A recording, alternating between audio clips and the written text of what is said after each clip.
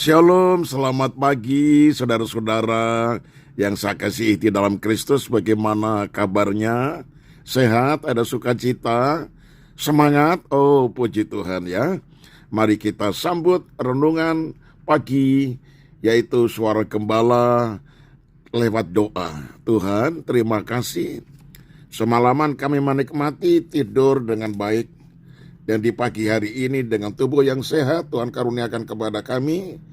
Itu sebabnya sebelum kami melakukan aktivitas di sepanjang hari ini, kami lebih dulu mendengar firman-Mu disampaikan kepada kami.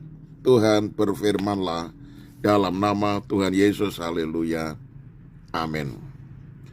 Tema renungan pagi ini yaitu jangan menyimpan kepahitan. Efesus 4 ayat 31 berbunyi demikian.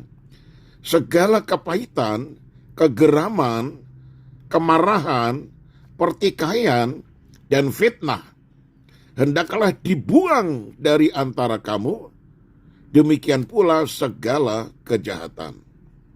Saudara, hari berganti hari, minggu berganti minggu, bulan berganti bulan, dan akhirnya tahun pun berganti tahun. Ini menunjukkan bahwa segala sesuatu ada akhirnya dan selalu berubah. Bukan begitu, saudara? Bila segala sesuatu harus ada akhirnya dan berganti dengan suasana baru, bagaimana dengan keadaan dan suasana hati kita? Apakah juga sudah mengalami pembaharuan?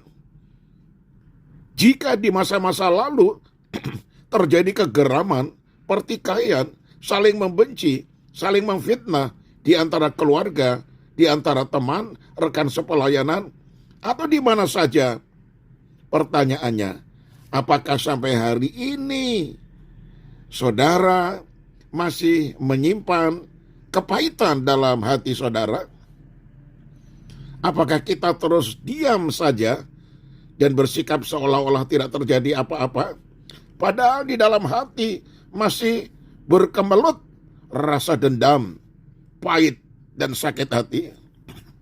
Nah, saudara, sebagai anak-anak Tuhan, kita tidak boleh terus-menerus menyimpan akar kepahitan itu. Harus segera dibereskan. Kita harus dengan rendah hati datang kepada Tuhan Yesus dan membuka hati kita untuk dijamah dan diselidiki oleh Roh Kudus, sehingga kita menyadari segala perbuatan salah kita, dan bukan sebaliknya, kita tetap merasa benar dan menyalahkan orang lain. Jika telah diperdamaikan atau ditegur oleh pihak lain demi kebaikan kita, janganlah kita marah, saudara, bahkan dendam. Ingatlah, di dalam Efesus 4 ayat 26-27 berkata demikian. Apabila kamu menjadi marah, janganlah kamu berbuat dosa. Janganlah matahari terbenam sebelum padam amarahmu, dan janganlah beri kesempatan kepada iblis. Saudara, sebaliknya di dalam Efesus 4 ayat 32 berkata demikian. Hendaklah kamu ramah seorang terhadap yang lain, penuh kasih mesra dan saling mengampuni, sebagaimana Allah di dalam Kristus telah mengampuni kamu. Nah, saudara, jangan pernah berharap Tuhan akan mengampuni kita apabila kita tidak mau mengampuni orang lain. Ditegaskan kembali di dalam Matius 6 ayat 14-15.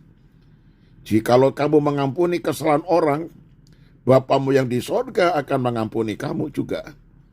Tetapi jikalau kamu tidak mengampuni orang, Bapamu juga tidak akan mengampuni kesalahanmu. Nah, saudara, Tuhan tidak menghendaki kita memiliki dendam dan terus-menerus menyimpan akar pahit. Kita harus bersikap ramah, penuh kasih mesra, dan saling mengampuni satu dengan yang lain. Akhirnya saya tutup dengan kalimat ini, saudara.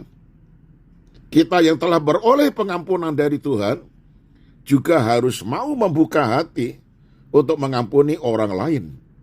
Dan buanglah semua kepahitan yang ada. Amin. Kita satu di dalam doa.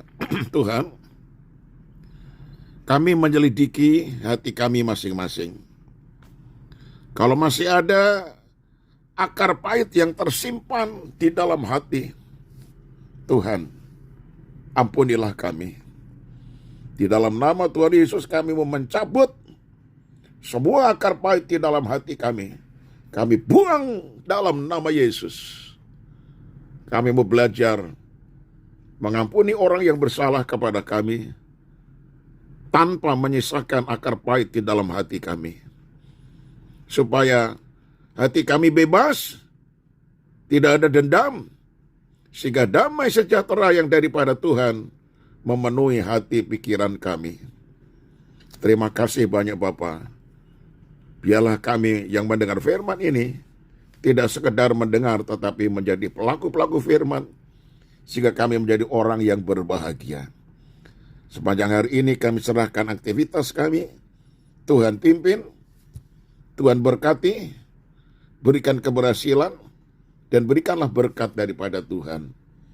Anak-anak kami semuanya, Tuhan jamah, hingga kesibukan mereka juga disertai dan diberkati oleh Tuhan.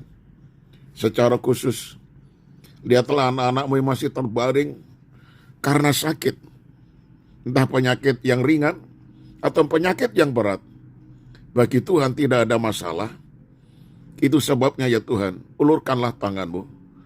Engkau berkenan menjamah, meneguhkan iman mereka dan menyembuhkan penyakit mereka. Ajar mereka mengucap syukur dan menerima keadaan.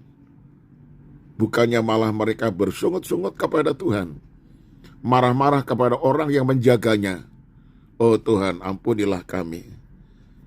Biarlah kami tidak menyimpan akar kepahitan dan juga menjadikan orang lain mempunyai akar pahit terhadap kami.